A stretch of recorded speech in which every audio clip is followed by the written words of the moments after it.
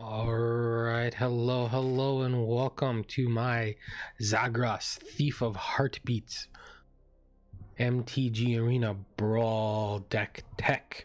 Today we have the RAKDOS Guild featuring a legendary creature vampire rogue who has a lot of things going on. Very much tribal? Party tribal. This spell costs 1 less to cast for each creature in your party.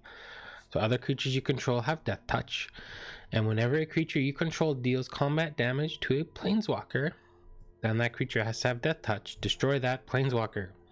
He himself has Flying, Death Touch, and Haste. So we're going to go through the clerics, the rogues, the warriors, and the wizards that are in the deck. Not in that order, but here we go.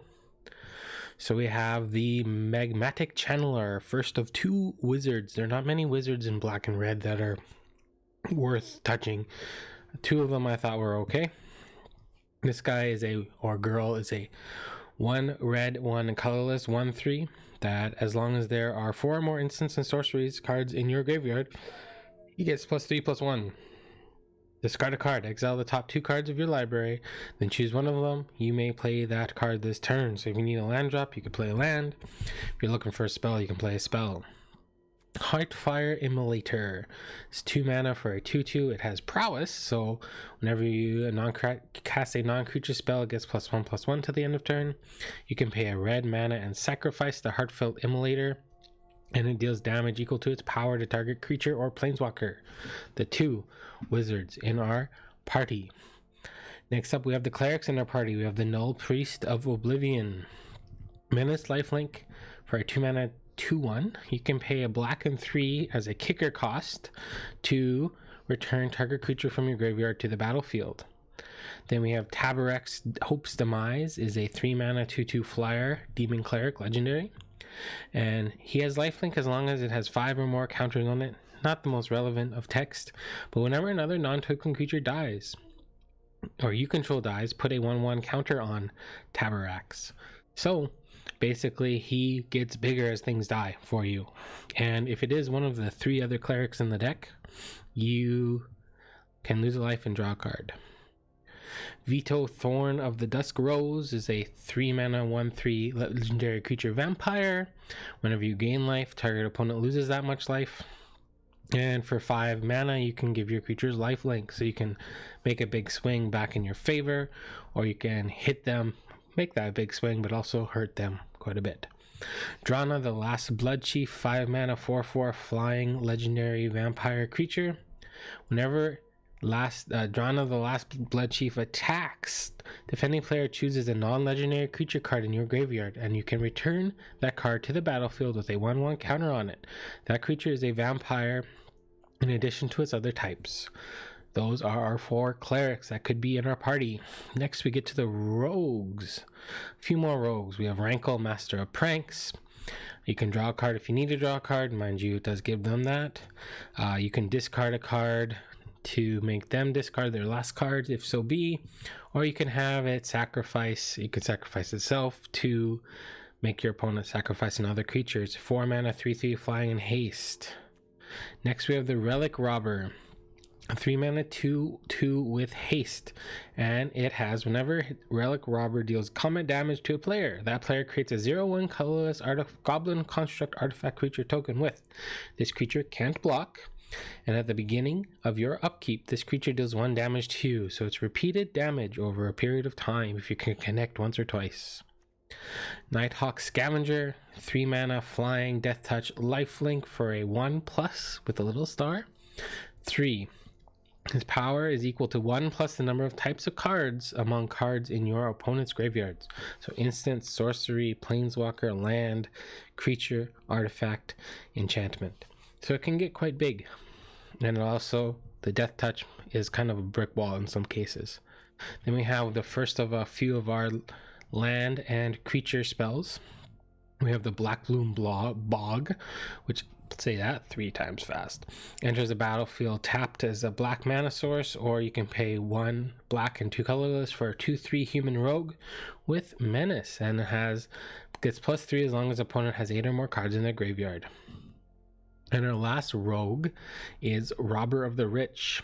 Reach and haste. The reach is interesting on this one. I don't know quite how it got that, but whenever it attacks, if the defending player has more cards in their hand, you exile the top card of your library. During any turn you attacked with a rogue, you may cast that card, and you may spend mana as though it were any mana of any color to cast the spell. So you get effectively draw the top card of their deck and hope it's not a land. And with the other rogues, you can cast that card quite often. And then we're into the warriors that could possibly be in our party. We have the Kargan Intimidator. Cowards can't block warriors. You may choose one that has not been chosen this turn. So one of them is Kargan Intimidator gets +1/+1 until the end of turn. Target creature becomes a coward until the end of turn, makes it so it can't block your warriors. And target warrior gets trample until the end of turn. It's a 2-mana 3/1. And we have the Ogre Battle Driver. Whenever another creature enters the battlefield under your control, that creature gets +2/+0 and gains haste until the end of turn. It's a 4-mana 3/3. We have another creature land, an Akum Warrior and Akum Teeth. When Akum Teeth enters the battlefield, it enters tapped and can produce a red. Or you can have a 6-mana 4/5 Trample Minotaur Warrior. Then we have Morgum, Fury of Akum. It's a 6-mana 6/6 legendary creature Minotaur Warrior. Each creature you control gets +1/+0 for each time it has attacked this turn. It has landfall whenever a land enters the battlefield under your control. If it's your main phase, there's an additional combat phase after this phase. At the beginning of that combat, untap all creatures you control. You get to have more than one attack in the turn, which is amazing. Skull Shatter Minotaur. It is a 6-mana to start, 5/4, and this spell costs 1 last to cast for each creature in your party, so you could get it down to a 2-mana 5/4 with haste. Then we have some role players, some creatures that are not party members but want to come along for the ride. We have Croxa, Titan of Death's Hunger. So for a black and a red, when it enters the battlefield, sack it unless you escaped. When it enters the battlefield or attacks, each opponent discards a card, then each opponent who didn't discard a non-land card this way loses 3 life. And you can pay 2 black and 2 red and exile 5 cards from your library to escape it onto the battlefield. Hooded Blightfang is a 1/4 with Death Touch for 3 mana. Whenever a creature you control with Death Touch attacks, each opponent loses 1 life and you gain 1 life. That goes along with Zagras and his ability to give all your creatures life or Death Touch. Whenever a creature you control with Death Touch does combat damage to a planeswalker, destroy that planeswalker. So it also plays exactly the same as Zagras. Murderous Rider, Swift End, instant, adventure, destroy target creature or planeswalker, you lose 2 life. And then it is a 2/3 for 3 mana with lifelink. And when it dies, put it on the bottom of its owner's library. Then we have the Bone Crusher Giant, another one of those adventure cards that fits in any deck that plays red. You can pay a red and a colorless to do 2 damage to any target, and it can't be prevented. And it is a 4/3 for 3. And then when it becomes a target of a spell, Bone Crusher Giant deals 2 damage to that spell's controller, so even yourself. So be careful. Obosh, the Prey Piercer. I just got this card, yay! Its companion doesn't matter because it's a creature in the deck. It is a 3/5 for 3 regular and 2 hybrid. And if a source you control with an odd converted mana cost would deal damage to a permanent or player, it deals double that damage to that player, permanent or player. Right, those are the creatures that are coming along for the ride. We have quite a few removal spells, so I put them into 2 categories. One of the categories is unconditional removal, and one of the categories is damage-based removal. We have Fire Prophecy is a 3 mana or 2 mana 3 damage to a creature, and you can put a card from your hand onto the bottom of your library.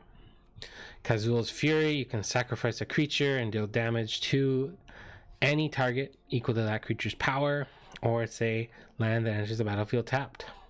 Solar Seer deals 5 damage to target creature or planeswalker. That permanent loses indestructible until end of turn, so you can destroy some of those really pesky legendary creature enchantments. Clash of Titans, target creature fights another target creature, so you could have two of your opponent's creatures fight each other. That's damage based because you have to do some math and hope that they can kill each other. Erebos' Intervention, target creature gets -X until the end of turn, and you gain X life. Or you can exile up to twice X cards from target player's graveyard. So it does two things. Shatter Skull Smashing, which is also a land. Shatter Skull, the Hammer Pass. The Hammer Pass enters the battlefield untapped if you pay 3 life, or it deals X damage divided as you choose among up to 2 target creatures and/or planeswalkers. If X is greater than 6, so if you pay 8 into this, it deals twice X damage divided as you choose. So those are the damage-based removal spells. Non-damage based removal spells: Deadly Alliance, 5 mana for destroy target creature or planeswalker, costs 1 less to cast for each creature in your party. Eat to Extinction is just exile a creature or planeswalker, and you can look at the top card of your library. Murder, destroy any creature. Heartless Act, destroy target creature with no counters on it, or effectively it says destroy target attacking creature that has 3 counters that you could take off to block it. Feed the Swarm. I think this goes in every black deck that is not playing a color that does enchantment removal very well, namely red and possibly blue, because blue usually just bounces things. You can destroy a creature or an enchantment. You lose life equal to that permanent's converted mana cost. Alright, so into a couple of hand disruption spells. Agonizing Remorse. Target opponent reveals their hand. You choose a non-land card from that hand and exile it. You lose a life. Elspeth's Nightmare does a bunch of things. It does 3 amazing things. Destroy target creature an opponent controls with power 2 or less, usually destroying a ramp style creature. Target opponent reveals their hand. You choose a non-creature, non-land card from it. That player discards it, so you get to duress them. And then you can exile their graveyard. So 3 things over 3 turns that do amazing things. Next pile is graveyard based stuff. So we have Agadeem's Awakening and Agadeem the Undercrypt. Enters the battlefield untapped if you pay 3 life, or you can tap it for a black, or you can play black and X and return from your graveyard to the battlefield any number of target creature cards that each have a different converted mana cost X or less. So it would be great if you could cast this for 6. We got a lot of creatures in those categories, but usually you're 3 or 4 and you're getting a 3, a 2, or a 4, 3, a 2, and it's great. Next up is Thwart the Grave. This spell costs 1 less to cast for each creature in your party. Return target creature card and up to 1 target cleric, rogue, warrior, or wizard creature card from your graveyard to the battlefield. So you're almost always going to get 2, because there's a wide range of different creature types in the deck, and there's enough rogues, clerics, warriors, and wizards that you're going to be able to get 2. Omen of the Dead is a flash 1 black mana. Return a creature card from your graveyard to your hand, and then you can sacrifice it for 3 mana to scry 2. Malakar Rebirth and Malakar Mire enters as a black land tapped, or you can choose a creature. You lose 2 life until end of turn. That creature gains. When this creature dies, return it to the battlefield tapped under its owner's control. So if you're playing multiplayer, you could help someone else out, but for this, you're going to be hitting one of your own creatures. Arcane Signet, general just rampy spell, the only real ramp thing in the deck. Valakut Exploration, kind of a neat card draw. Whenever land enters the battlefield under your control, exile the top card of your library. You may play that card as long as it remains exiled. At the beginning of your end step, if there are cards exiled with Valakut Exploration, put them into your owner's graveyard. Then Valakut Exploration deals that much damage to each opponent. So for every 1 land you're playing, you're pinging them for 1, and you're kind of drawing a card. Then we have Embercleave, everyone's favorite equipment. Costs 1 less to cast for each attacking creature you control. It has flash, so normally it's going to pay 3-ish mana. Full bore is 5, because you'll be attacking with 1 creature.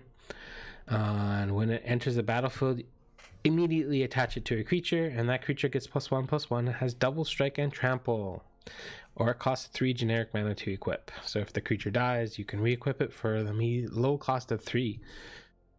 We have some lands in the deck. We have 7 swamps, 7 mountains. Bloodfell Caves enters tapped, gain a life, black or red. Temple of Malice enters tapped, black or red, you get to scry one. Command Tower and Fabled Passage. That, ladies and gentlemen, is Zagras, Thief of Heartbeats, playing with the party. All right. Thank you for watching. If you enjoy the content, think about hitting that like button and subscribe to the channel and ring in the notification bell. Until next time, and into the games. Thanks for watching. Bye for now.